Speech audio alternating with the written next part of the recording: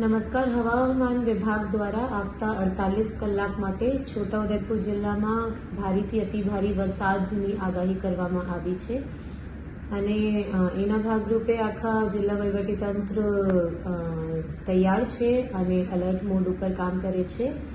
જિલ્લામાં જિલ્લા સ્તરે એક ડિસ્ટ્રિક્ટ એમરજન્સી ઓપરેશન સેન્ટર 24 કલાક ચાલુ રહી છે અને એના સિવાય તાલુકા લેવલ ઉપર પણ કંટ્રોલ રૂમ 24 કલાક સતત ચાલુ હાલતમાં છે અને દરેક તાલુકામાં ક્લાસ 1 અધિકારીની નિમણૂક પણ કરવામાં આવી છે અને એના સિવાય એનડીઆરએફ એસડીઆરએફ ટીમ પણ તૈયાર છે. અગર જરૂર પડે તો રેસ્ક્યુ ઓપરેશન્સ માટે બધી જેટલી સુવિધાઓની જરૂરિયાત છે, જેટલા ઇક્વિપમેન્ટ્સની જરૂરિયાત છે, આ પૂરતી હાલતમાં જિલ્લા વહીવટી તંત્ર પાસે છે અને એસડીઆરએફ અને એનડીઆરએફ ટીમ પણ અલર્ટ મોડ ઉપર છે.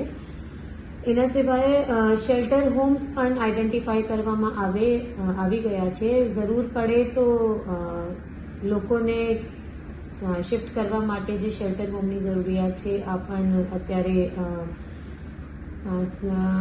સારી રીતે આપણા ચાલુ રાખવામાં આવી ગયું છે અને ત્યાં પણ નોડલ અધિકારીની નિમણૂક કરવામાં આવી ગઈ છે.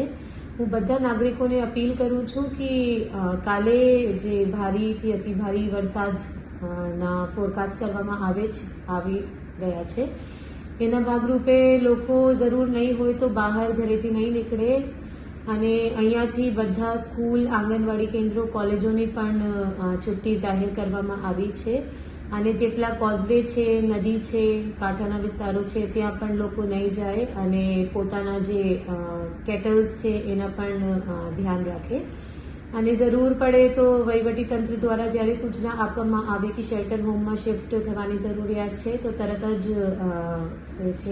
વહીવટીતંત્ર સાથે કોર્ડિનેશનમાં કામ કરીને સૂચનાના પાલન કરે અને જરૂર પડે તો કંટ્રોલ રૂમના નંબર 026692333012 અને 1077 ટોલ ફ્રી નંબર છે એના ઉપર સંપર્ક કરીને કોલ કરી શકશે અને કોઈ પ્રોબ્લેમ હોય તો જાણ કરી શકશે. હું બધાને અપીલ કરું કે જે અત્યારે રેડ એલર્ટ જાહેર કરવામાં આવી રહ્યા છે એના ભાગરૂપે સાવચેતી રાખે અને જિલ્લા વહીવટીતંત્ર દ્વારા જે સૂચના આપવામાં આવે એના ફોલો કરે. Thank you. આવનારા 2 દિવસમાં જે ભારે વરસાદની આગાહી છે તેના માટે છોટાઉદેપુર જિલ્લા પોલીસ, છોટાઉદેપુર વહીવટીતંત્ર સાથે આપત્તિ વ્યવસ્થાપન માટે પૂરેપૂરી કટિબદ્ધ છે. મારી આપ સૌ જનતાને, જાહેર જનતાને અપીલ છે કે વરસાદના પાણી જ્યારે કોઝવે ઉપરથી કે નીચાણવાળા વિસ્તારમાંથી પસાર થતા હોય ત્યારે અજાણ્યા પાણીમાં ઉતરવું નહીં. ત્યાં સેલ્ફી લેવા જેવી કે તે પાણી સાથે રમત કરવાની કોઈ પ્રવૃત્તિ કરવી નહીં. સોશિયલ મીડિયા ઉપર કોઈ પણ પ્રકારની અફવા ફેલાવી નહીં.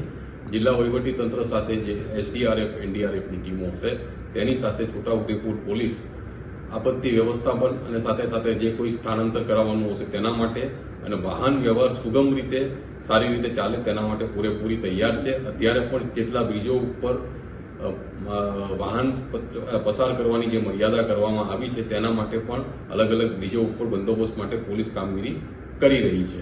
મારી સાથે જનતાને એ પણ અપીલ છે કે આ બાબતે કોઈ પણ આપત્તિજનક પરિસ્થિતિ કે કોઈ પણ કટોકટી ઊભી થાય તો 112 નંબર જે હવે સાર્વત્રિક નંબર છે તે નંબર પર આપ સંપર્ક કરી શકો છો. પોલીસ તમારી સેવા માટે હાજર રહેશે.